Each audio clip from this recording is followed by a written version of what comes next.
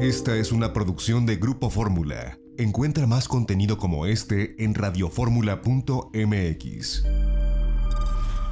Me da mucho gusto poder recibir a la doctora Graciela Raga. Ella es investigadora del Centro de Ciencias de la Atmósfera de la Universidad Nacional Autónoma de México. Doctora, primero, gracias, la desmañanamos y deseamos que se encuentre muy bien este fin de semana para platicar de algo que está, pues sí, en un punto rojo, y permíteme utilizar el término, lo que está sucediendo en el país con estos incendios forestales, una sequía, no sé si la más importante de los últimos años. ¿Qué nos puede platicar de lo que está ocurriendo en la atmósfera y lo que le está pegando a México? ¿Cómo le va, doctora? Muy buenos días. Muy bien, muchas gracias por la invitación y encantada de estar acá, aunque sea temprano. Es muy importante lo que menciona.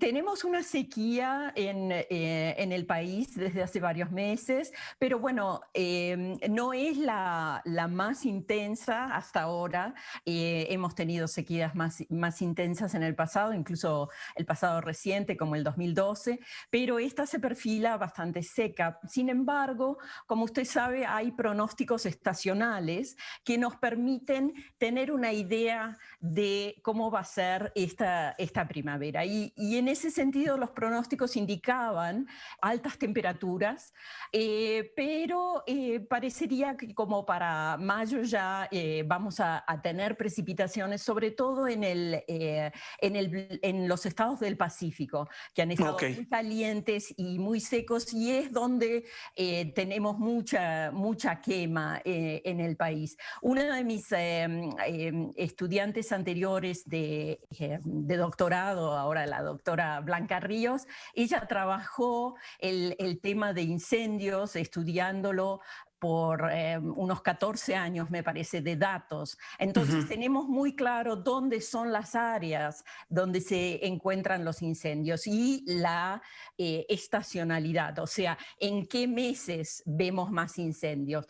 Tanto incendios agrícolas como que muchas veces dan pie a que haya incendios forestales, ¿no? Porque como usted sabe, la práctica de quema agrícola está muy generalizada en todo el país, todo Centroamérica también, ¿no?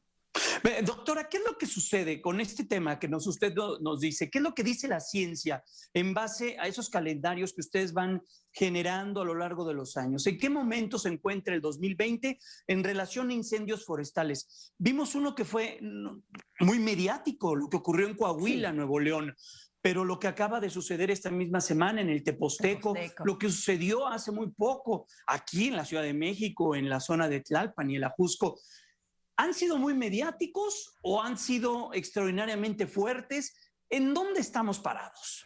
Fíjese que hay dos aspectos. Uno es el aspecto natural, porque para que se produzca un incendio necesitamos ciertos ingredientes, ¿verdad? Tenemos que tener temperaturas muy altas, muchos meses de poca precipitación, de tal manera que el suelo está muy seco, el combustible que se va a quemar en el suelo está muy seco, y por supuesto vientos fuertes.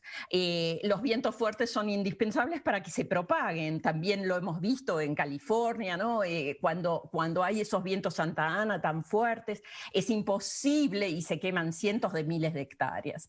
En estos casos han sido más puntuales, pero han estado cerca de poblaciones muchas veces, y eso hace que sean más mediáticos, porque la gente lo ve, lo siente mucho más cerca. Sin embargo, en términos de extensión, no han sido de tan gran magnitud. También la otra cuestión es cómo afectan a la calidad del aire, ¿no? En las zonas urbanas, sobre todo. ¿no? Y cómo las emisiones de gases y de partículas, sobre todo, que es lo que vemos como humo, nos afecta directamente. Y eso es el primer punto, ¿no? O sea, cuánto afectan a la salud. Obviamente afectan al planeta en el sentido de que afectan a los ecosistemas, pero tenemos que entender que en el pasado los incendios eran un fenómeno natural que no se encendían por la mano humana, sino por fenómenos naturales como, por ejemplo, descargas eléctricas. Claro, relámpagos. Pero en estas condiciones que estamos nosotros ahora, no son las descargas eléctricas en esta época, no tenemos nubes, si no hay nubes, claro, no hay descargas eléctricas. Entonces sabemos que debe haber habido algún factor humano, a veces incluso unas chispas de los cables de electricidad, como habíamos visto, ¿no? Hace uno de estos, o un cristal, una botella rota ahí que con el efecto del sol se puede hacer una especie de lupa, ¿no? Estamos platicando con la doctora Graciela Raga, investigadora del Centro de las Ciencias de la Atmósfera de la UNAM. Doctora, ¿es el niño, es la niña, es el cambio climático? ¿Qué es de todo esto que nosotros escuchamos a través de ustedes, hombres de ciencia, hombres y mujeres de ciencia? Exactamente, mujeres de ciencia. Realmente, como usted sabe, estos fenómenos grandes que son naturales en la atmósfera, como el fenómeno del niño y la niña, son fenómenos complejos que involucran cambios en la atmósfera y en el océano acoplados, y que dan como resultado cambios en la humedad y la precipitación en distintas zonas del planeta. Y entonces, como usted sabe, estamos saliendo de una niña que tuvo magnitud más grande en diciembre, ¿no? Siempre es diciembre la mayor magnitud de este fenómeno, por eso de ahí deriva el nombre del niño, ¿no? En diciembre, en Navidad. Pero ahora estamos en una transición neutra y está un poco difícil la proyección a qué va a pasar el próximo diciembre, en el sentido de que no está tan claro si hay unos cuantos modelos más que indican mayor probabilidad de que otra niña venga en lugar de niño. Pero en este momento estamos en unos meses neutros.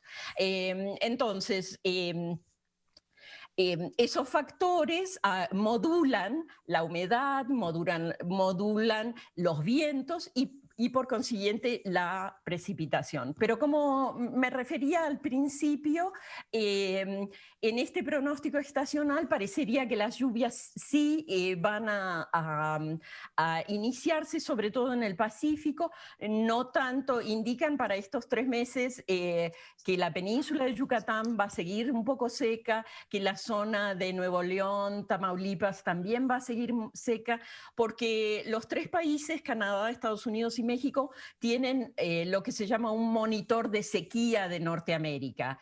Y la sequía está muy intensa en el suroeste de Estados Unidos y mucho calor, y también en los estados del Golfo de Estados Unidos. Y eso afecta un poco, ese patrón que es muy grande, afecta un poco Tamaulipas, Nueva León y, como le decía, el norte de la península de Yucatán. Entonces, esos tienen menos probabilidad de lluvia en estos 3 meses. En cambio, el Pacífico ya entraría en época de lluvias hacia el fin de estos 3 meses. Pues qué interesante, doctora. Era un privilegio, era necesario poder platicar con usted para que nos ayudara a entender, porque sí, luego escuchamos a nuestras autoridades señalar y decir que estamos viviendo una sequía intensa como pocas se habían vivido. Ya nos dice usted y nos aclara en qué momento nos encontramos. Muchas gracias. Es la doctora Graciela Raga, investigadora del Centro de Ciencias de la Atmósfera de la UNAM. Cuídese mucho, gracias, y vamos a nuevamente tocar su puerta para que nos platique lo que está ocurriendo en la atmósfera y qué tanto es culpa de nosotros y qué tanto es el ecosistema y el andar de la naturaleza. ¿Le parece? Me parece excelente y yo con gusto les apoyo en lo que necesiten. Muchas gracias. Muchas gracias, doctora. Cuídese mucho, que tenga un excelente fin de semana. Igualmente. Esta fue una producción de Grupo Fórmula. Encuentra más contenido como este en radioformula.mx.